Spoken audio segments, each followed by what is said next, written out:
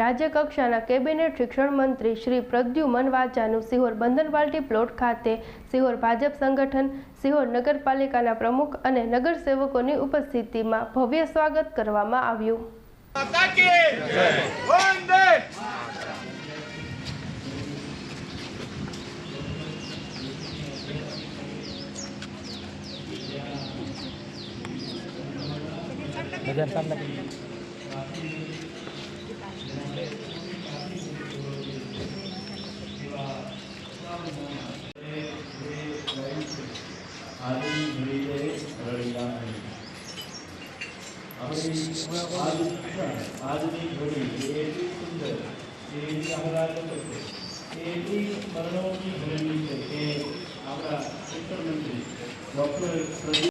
छोटे काशी सिहोर में आध्यात्मिक नगरी ऋषि गौतमनी नगरी में छे ए बधाया छे. खूब खूब आपनो अमे अहींयाथी हृदयना उमळकाथी छे ए वाजा साहेबनो छे अमे स्वागत करी रह्या छे. मित्र प्रदेशना भाई श्री अनिलभाई गोहिल, दिलीपभाई जोगदिया અને પિનાકીનભાઈ સોલંકી ત્રણેય મિત્રો અહીંયા લાઈનમાં આવી જાય. ભારત માતા કી જય. ભારત માતા કી. સૌ મંચસ્થ મહેમાનોને વિનંતી કે આપ પણ દીપ પ્રગટીમાં છે એ જોડાઓ.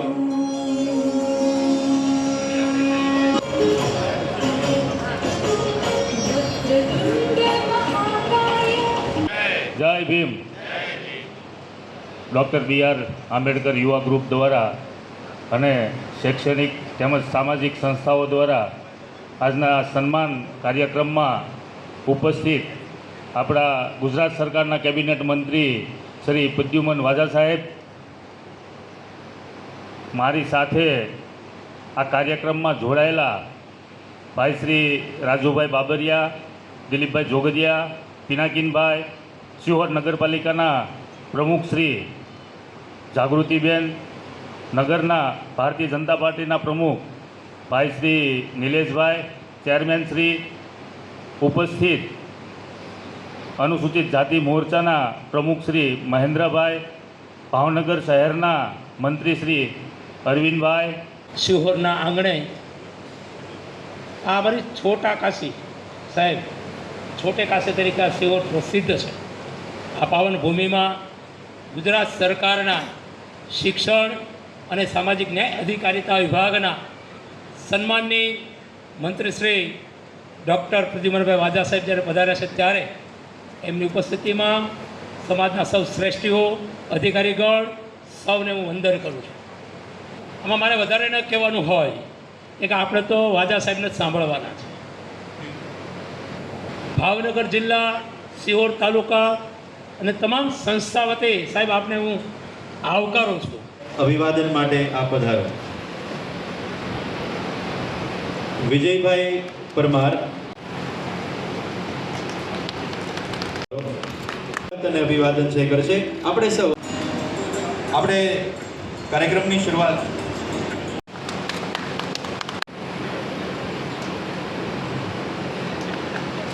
ગીતાબેનના કોર્પોરેટર શ્રી વીડી નકુમ સાહેબ, મોડર્ન ઇંગ્લિશ સ્કૂલ, સ્વાગત અને અભિવાદન માટે આપ પધારો. જોરદાર તાળીઓ છે આપણે પાડીએ આપણા સાહેબ.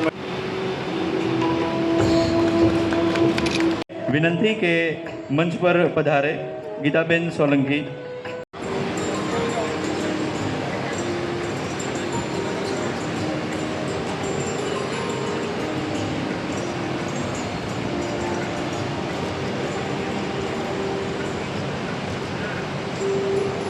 આખા કાર્યક્રમમાં ખૂબ મહેનત એટલું બધું છે એ કામ કરી રહ્યા છે કે આપણે એમને ધન્યવાદ આપીએ.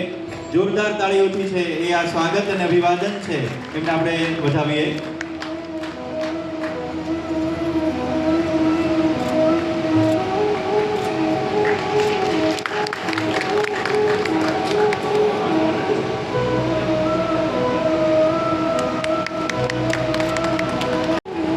દિલેશભાઈ જાની છે એમનું પ્રમુખ શ્રી સિહોર ભાજપા દિલેશભાઈ જાની. ત્યારબાદ તમામ જ્ઞાતિના આગેવાનો, ભારતીય જનતા પાર્ટીના કાર્યકરો તેમજ ઉપસ્થિત સૌ મહાનુભાવો, આમ તો મારા અહોભાગ્ય કે મારી સ્કૂલને જ્યારે 25 વર્ષ પૂર્ણ થયા હજુ હમણાં જ 2000ની અંદર 2001માં મારી શાળાની સ્થાપના થઈ અને 25 વર્ષ પૂર્ણ થયા ત્યારે અમે અને ધવલભાઈ દવે અને અનિલભાઈ સાહેબને આમંત્રણ દેવા ગયા હતા અને સાહેબે મને હા પણ પાડી હતી અને કાર્ડમાં નામને લખ્યું અને અમારો સરસ સાહેબ કાર્યક્રમ હતો 25 વર્ષ પૂર્ણ થયા. પણ ઓચિંતા જ આપણા દેશના વડાપ્રધાન નરેન્દ્રભાઈ મોદીનો કાર્યક્રમ સોમનાથનો બન્યો અને રાજકોટ એમને જવાનું થયું એટલે સાહેબ આવી શક્યા નહોતા. એટલે અનિલભાઈએ મને વાત કરી કે સાહેબ આવવાના છે. તો મેં કીધું સાહેબ જ્યારે આવતા હોય ત્યારે ફક્ત તમારા સમાજ દ્વારા સન્માન થતું હોય. ખડખડે બારીઓ ને પડું રે પડું થઈ રહ્યા બારણા, ખળભળે પથ્થરો ખડખડે બારીઓ ને પડું રે પડું થઈ રહ્યા બારણા, રોજ લાખો ઉદય ભીતને ખોતરી જાય છે, કોઈને કઈ પડી જ છે ક્યાં. પ્રદ્યુમ્ન વાજા સાહેબ છે એ વધાર્યા છે. જોરદાર, ફરી એકવાર આપણે જોરદાર તાળીઓથી એમનું સ્વાગત છે એ કરીએ. ભરતભાઈ રાઠોડ નગર સેવક, એમને પણ વિનંતી કે આપ શ્રી સ્ટેજ પર છે પધારો. ભરતભાઈ રાઠોડ સાહેબને વિનંતી, નગર સેવક, કે આપ પ્રદ્યુમ્ન વાજા સાહેબ છે એ વધાર્યા છે. જોરદાર, ફરી એકવાર આપણે જોરદાર તાળીઓથી એમનું સ્વાગત છે એ કરીએ. ભરતભાઈ રાઠોડ નગર સેવક, એમને પણ વિનંતી કે આપ શ્રી સ્ટેજ પર છે પધારો. ભરતભાઈ રાઠોડ સાહેબને વિનંતી, નગર સેવક, કે આપ. ઉપકારની ધાર નીકળે, આંગળી કાપું તો ઉપકારની ધાર નીકળે, કણ કણમાં આંબેડકર તારું ઉધાર નીકળે. આ આખો જન્મારો લૂંટાવું તારા નામ પર, તોય ભીમા તું ભવો ભવ મારો લઈને દાન નીકળે.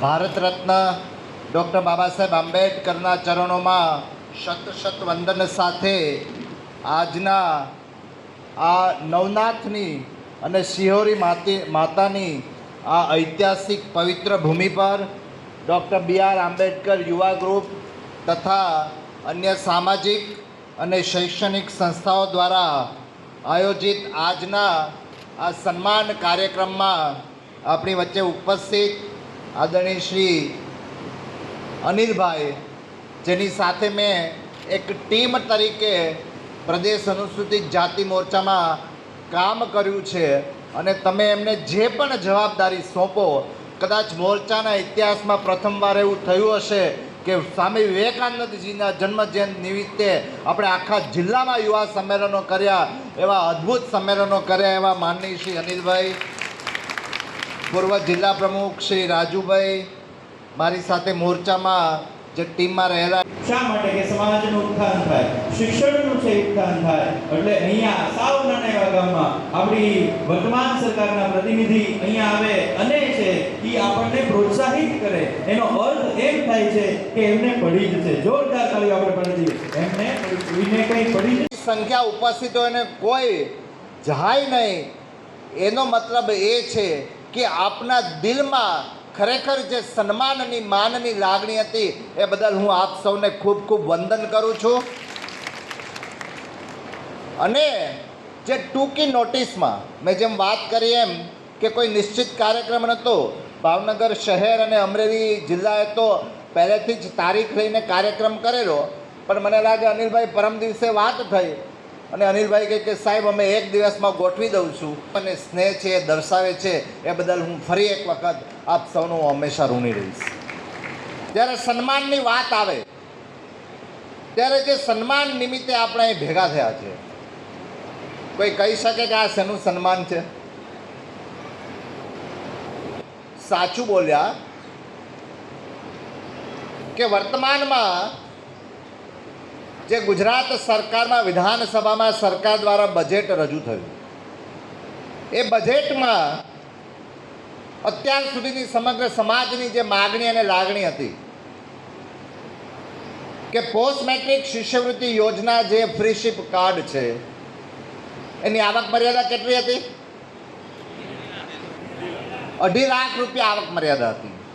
હવે તમે કલ્પના કરો કે વર્તમાન જમાનો છે એમાં 2.5 લાખની આવક મર્યાદા, ધારો કે કોઈની 3 લાખ હોય, કોઈની 4 લાખ હોય, તો એવો ગરીબ મધ્યમ વર્ગનો વિદ્યાર્થી એ પોતે પોતાના હાયર એજ્યુકેશન માટે એ શું કરતો હશે?